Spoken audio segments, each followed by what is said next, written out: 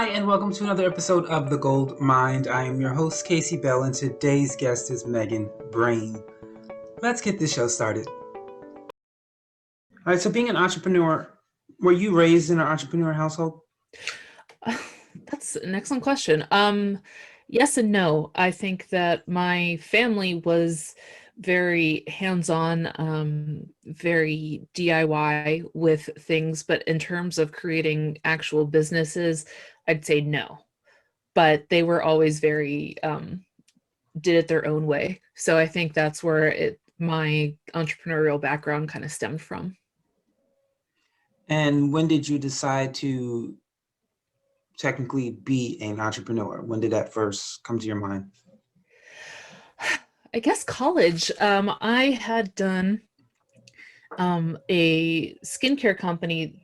Well, I mean, it started as just, a craft show kind of thing, and it merged into a skincare company that became just this industry darling and had all these awards, industry awards. It got my name in the New York Times and all this really cool stuff, but it started from just trying to figure out a way to make extra money in college. Awesome, awesome. Were there any hurdles or fears, or because it seems like you just did it just to do it, and you like, but was there some people want to start a business, but they don't because they're afraid they don't have the degree, they don't have the this, they don't Mhm. have the that. So did you just go in unknowingly, or did you have a fear before you started? Uh, I went in unknowingly, which was probably, it was just, the hubris of being 20, 21, and thinking like, I can do this. It's fine. I also graduated during the recession. So it, I think that sort of stemmed in addition to realizing that there weren't really a lot of job opportunities for someone like me. I graduated with a degree in social sciences, which was fun to learn. But when I became a senior and was about to graduate, I realized like, oh, I don't really have a lot of options here. So I'm going to have to do it as I go. And I think that that was a big driving factor. And the fears and the, um, the things that keep you awake at night, those sort of came after. Okay. So let's talk about your business. You do digital marketing. How did you get in that market? So when I was running my skincare company, I was terrified to give up control of anything. It was about 8 years into it, and I wouldn't let anybody in. I did all the packaging, all the marketing, all the customer service, the bookkeeping, the product design, like everything. It was me.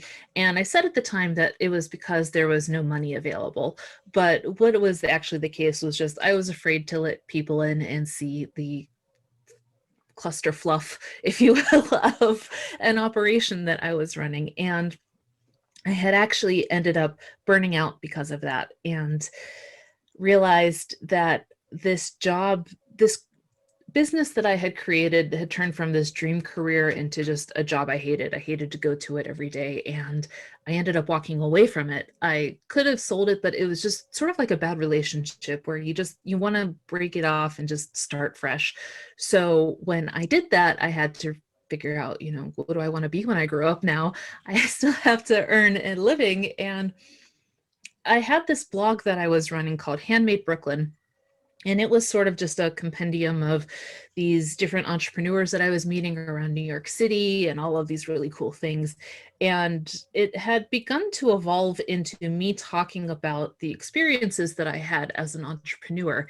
And from there, I began to realize that that was really what I enjoyed doing. I really enjoyed talking to people about how a business is run and the ins and outs and sort of like the mechanics of what a quote unquote successful business should look like. And from there, I began to realize that what I was really interested in and what really sparked my imagination and, made me corner people at cocktail parties was talking about marketing.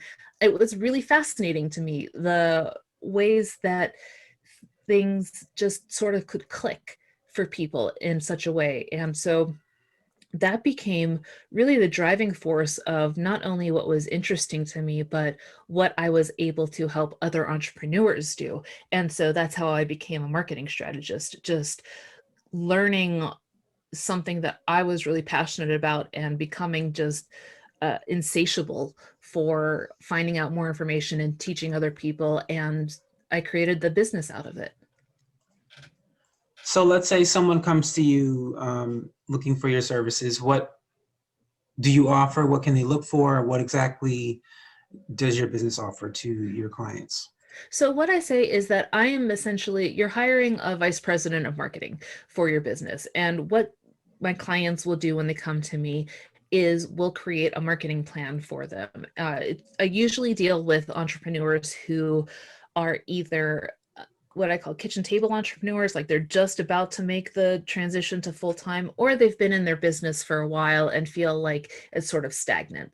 And what we'll do is we'll sit down, we'll work on what it is that their marketing plan is either lacking, or if they don't have one, we'll start from the beginning and create their avatar, talk about features versus benefits, create a SWOT analysis, start realizing where their customers are, how they can talk to them, and what sort of conversions we should look at for data. Because unfortunately with marketing, it's not 10 Instagram followers equals $10. It's much more nuanced than Mhm. that.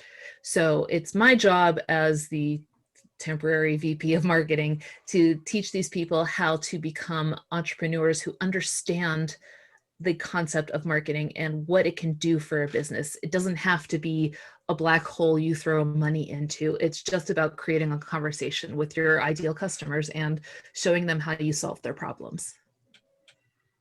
Neat. What is something you've learned in marketing? I'm sure there's multiple, but give us two mistakes you see often business people make in marketing.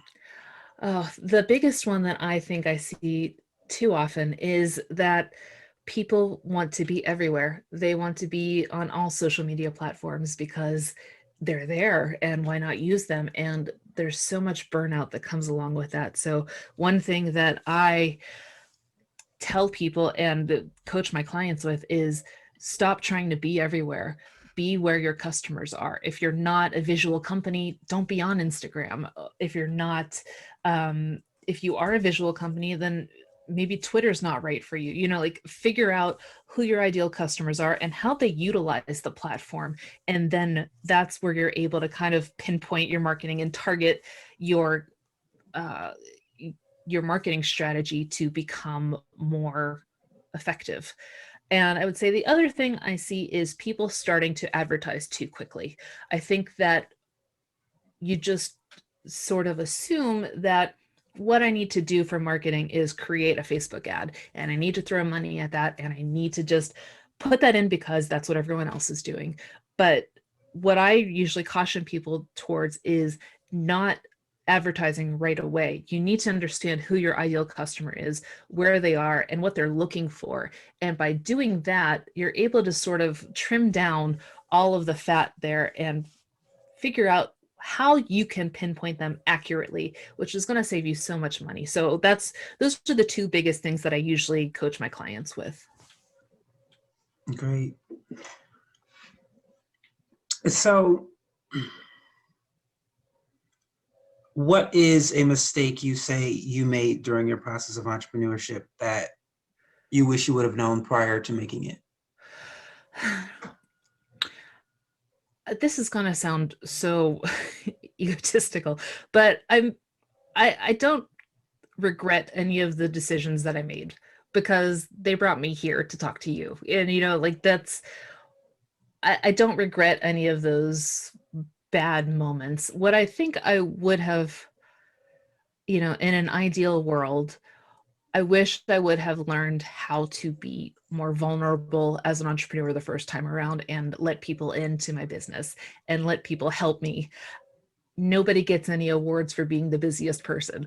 And so I was very much trying to impress people by showing how busy I was when I was just destroying myself and burning myself out. And I wish that I had learned earlier that it's not a badge of honor to be that person. You need to let people in that know what they're doing. And, this is such a trope, but I feel like it really is true. The money comes when you do let people in. I think that people are afraid to spend money on apps or services or people because they think like, I don't have that money. But what they realize, and what I realized later on, is that when I was able to let people into this business as as a marketing strategist, I have a staff behind me. I get to focus on the things that do earn money rather than doing all of that back end stuff. And so the money comes because my time is more focused on money making activities rather than, figuring out what social media content to post. That's great advice. Now, I'm going to make an assumption that Sure. you had to make changes, but the pandemic hasn't really affected your business as much as others. But Yeah. what were some of the things you had to change? That's an excellent question. I was very fortunate in that most of my clients were already online. And so I didn't really have to change a lot, but I began to reach out to people more who were affected, and not for a sales tactic, but I just noticed so many people who felt like they were flailing and struggling and, untethered. And so what I did is start to really focus on those people and not sell them anything, but just like, how can I help you? What is it in your business that you feel like is rudderless and is making you feel this way? Like, how can you not let the pandemic become the end all be all, but just become a pivot point? And that was something that I really tried hard to focus on last year. Right. Now, this might be a little difficult question to answer, but Okay. if you know of any off the top of your head during your process of being an entrepreneur, if you were inspired by any entrepreneurs, dead or alive, and you would like to sit down and talk to them, meet them, have lunch with them, who would this entrepreneur be and why? Oh, the first one who comes to mind is Amy Porterfield. When I was running my skincare business, I had a huge order for a subscription box company. It was 20,000 samples that I had to make. And as I said, like, I was doing it all by myself. So it took me all summer to make these 20,000 samples. I know, right? Like, coffee was key.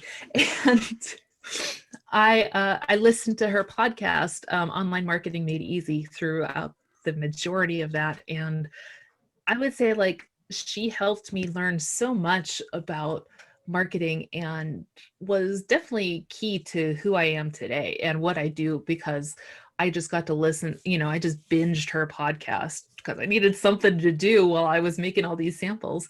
And I would love to reach out to her and just say thank you. Like, thank you for this free thing that you gave me that changed my life and turned me into this marketing strategist.